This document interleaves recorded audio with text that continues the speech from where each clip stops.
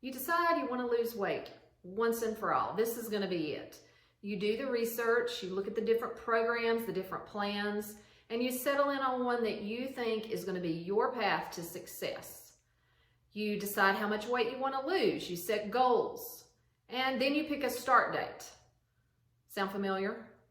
So after working with clients for weight loss since 2013, I see countless people with great intentions and even good plans not be able to achieve their goals. In this video, I'm going to share with you why I see people cannot stick with these plans and achieve their goals. And I'm going to offer you solutions so that the next time you start a weight loss program, you'll be successful and achieve your goals.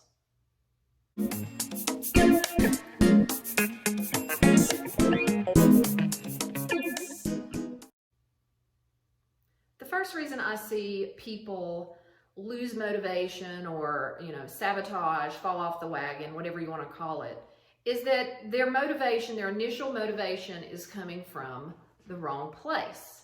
So they're losing weight for someone else. A lot of times it's a spouse or a significant other that they feel kind of pressured to have this perfect body or to lose weight for, attraction purposes.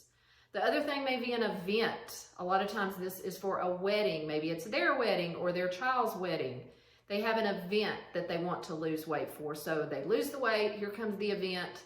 They think, oh, I can just keep this up, but they don't. And then as soon as the event is over with, they revert back to their old habits and back comes the weight. So what is the solution for this? You've got to check your motivation. You will only be successful at a lifestyle change and eating healthier if you want to do it for your own reasons, not for anyone else and not for an event. Another reason I see people fail is that they have an all or nothing mentality. So when they pick a diet, they're going to pick a plan or a program that's extreme. They're going to start training for a marathon or go from the couch to going to the gym 5 days a week. And then on the food side, it's got drastic changes like no sugar or no eating after 6 p.m., something that is not sustainable. So they may be able to do it for a little while, but they can't do it forever. And eventually the burnout is what causes them to fall off the wagon or to quit. The solution for this one is you have to learn moderation. You have to learn how to be able to eat a few bites of a food that you want to eat without eating the whole bag or eating the whole cake. Moderation is the key. Focus on learning moderation. The next reason I see people fail is because they don't set up any kind of accountability for themselves. And I think people do that because they don't really trust that they're going to be able to follow through. So I'm not going to tell anyone that I've begun this lifestyle change. Therefore, people are not going to ask me, so how's your diet going? So, hey, have you lost any weight? Nobody's going to hold them accountable. So then when they fall off the wagon, they don't have anyone to answer to, and they don't have to disappoint anyone but themselves.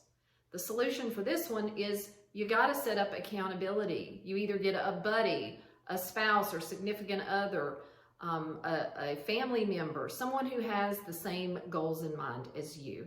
Or you can get a professional. Of course, I'm a little biased, so I'm going to suggest a registered dietitian. Many insurance plans pay for visits with dietitians. So it may even be free to you. Check that out with your insurance plan. But set up some type of accountability so that you know someone's going to be checking on your progress and someone's going to be there to support you. Super important if you want to be successful. Okay, this next reason, I don't really have a name for it. It could be called perceived pain of change. What in the world does that mean, Sherri? All right, so this is what we know about human behavior. There is a pain associated with staying where you are at. That would include, how often I exercise now, the times that I eat what I want to eat. The life that I have now is here, okay? And it must not be great or you wouldn't be watching this video. So there's a level of pain associated with it. There are negative things about this. Things like not feeling comfortable or confident in your own body. Things like having high cholesterol. These would be the pain associated with being where you're at. And over here, we have change. We have the perceived level of pain associated with the changes you think you need to make. Where is this? I'm going to have to cut out sugar. I'm going to have to start eating healthy. I'm going to have to start cooking more and getting less takeout. All of this is pain of change. So where is this? And this theory, it says, as long as this perceived pain of change is greater than where you're at, you are not going to change. But if the perceived level of pain is down here, then you're going to deem that it is worth it and you are going to change. So what I see with people when they drop off, when they quit, is when they do begin, here's where they're at and the perceived level of pain is down here. But then when they get into it and the rubber meets the road and they actually have to make the changes, perceived level of pain goes up and then they quit. Is this you? Take a moment and think about it. Think about, is this why you have been dropping out? So here's the solution to that. Here's my perceived level of pain. Here is all these lifestyle changes that I have to make. But what if I just pick one of those lifestyle changes? What if I don't change anything about my diet, but I start exercising? Now, can I do that? Or maybe I cut out soda, which I drink that regularly. So maybe I cut out soda. The perceived pain of where I'm at and the perceived pain of having to cut out soda. Now I can do that. But to change soda and start exercising and start grocery shopping and learn how to cook healthy foods, that's way up here. So that is the way to start here. Just take one small step and start going in that direction. Don't bite off more than you can chew. No pun intended. Moving on, the next reason why you may sabotage your own weight loss program is that you're an emotional eater. So let's say you're a stress eater and you were triggered to eat when you feel that stress emotion, and now you start a program. Well, if you're using food to help cope with stress, and now we take away the food, you've got to have some other skills in place to handle the stress. And if you don't, you are going to fall off the wagon. You're going to sabotage your weight loss. You have to. If you are grieving and you are using food to comfort you through a grieving process, the loss of someone, the loss of a relationship, and now you start a plan that says no eating after 8 o'clock, and it's 10 o'clock on a Saturday night, and I'm really lonely and sad, and I want to get some ice cream. Just saying, no, you can't have it is not enough. I'm going to need to see the connection, and I'm going to need to have other skills in place that say, I'm sad, I am lonely, and here's what I do with that. It's not to eat ice cream. It's to soothe myself and comfort myself in these other ways that is healthy. Now, if this is why you have self-sabotaged, I really want you to take a look. I'm going to put a link down below, and I have a 5-day challenge to end emotional eating, and I also have an online course with group coaching, and it's called Feelings and Fries. So I want you to check either one of those out. Feelings and Fries is a great jumping off point for people to just start exploring, where did my emotional eating start? And I'll also teach you what you need to do to take the first steps in changing that behavior. And then you can make healthy changes in a lifestyle that you can sustain. So that's that reason, is you're an emotional eater, and when we take away the food, you don't have coping skills in place to deal. Every single time, if that is the case, you're going to stop the diet.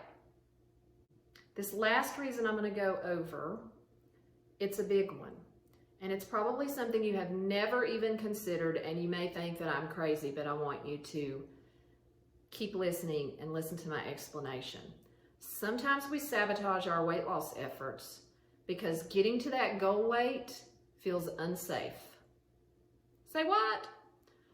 Getting to our goal weight, achieving that, having that body, our nervous system sees as unsafe. Why in the world would it feel unsafe? I've had these conversations with people over the last 8-9 years. I hear things like, when I am thin, men are attracted to me, and it makes me very uncomfortable. Well, why would someone think that? Someone past sexual abuse, someone who doesn't want a relationship, someone who maybe they were married and their spouse passed away, maybe they got in a car wreck, they passed away suddenly, and now they're protecting themselves from ever being hurt like that again. But when they lose weight, now they get attention from men, unwanted attention from men, and they don't know how to deal with that. So they'll just keep themselves.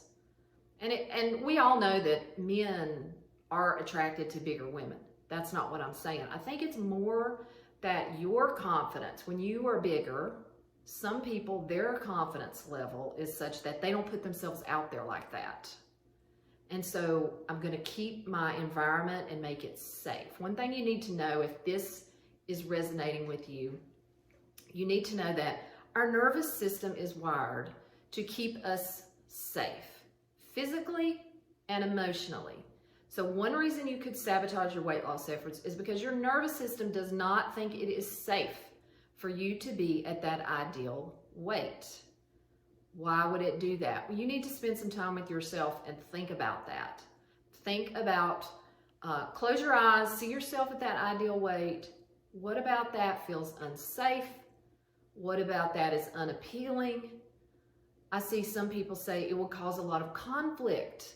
When you start losing weight, who is not gonna like it? And what is that relationship? Is that relationship super important to you? Then you may sabotage, because getting to that weight feels unsafe. You may lose that relationship, or you may have great conflict in that relationship.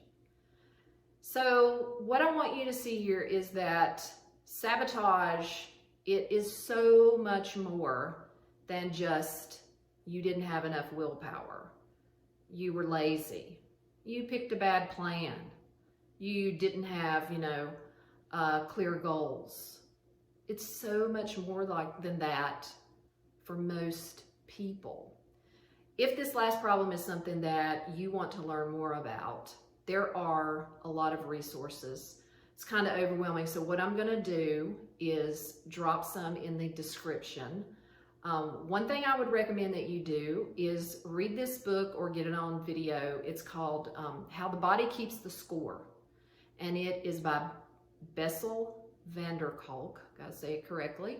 It's in the description below. There's also videos on YouTube of it if you just prefer to check it out there before you actually buy the book. But it is a story about how trauma, childhood trauma, how it changes the nervous system. And that could be what's going on if you sabotage, because your nervous system is trying to keep you safe. There's one other person I will tell you that I have followed now for a little over a year, and I have learned so much from. And this person is a specialist in trauma, not necessarily anything to do with how you eat and weight gain, but his name is Mastin Kipp. And I'm going to link to a 7-minute video in the description. Pop over there, take 7 minutes, watch the video. If it resonates with you, check out some more of Mastin's trainings. He's got some free, I don't know that they're courses really, webinar kind of trainings and things like that. Any of that to educate yourself about the nervous system, what has happened to me in my trauma, be it sexual abuse, growing up with an alcoholic parent, being in a home where you couldn't express emotions, or that you were, told to be quiet all the time, you weren't seen, you weren't heard, anything like this can affect our nervous system such that now as an adult, losing weight and achieving that weight, that goal weight that we have set, doesn't feel safe. But you're not going to consciously think this. It's just going to happen. So I hope that's a light bulb moment for some of you. I want to thank you for watching this, and check me out on Instagram, Facebook. This is my YouTube channel. And check out my website for my online courses and my free 5-day challenge. Thanks, and we'll see you soon.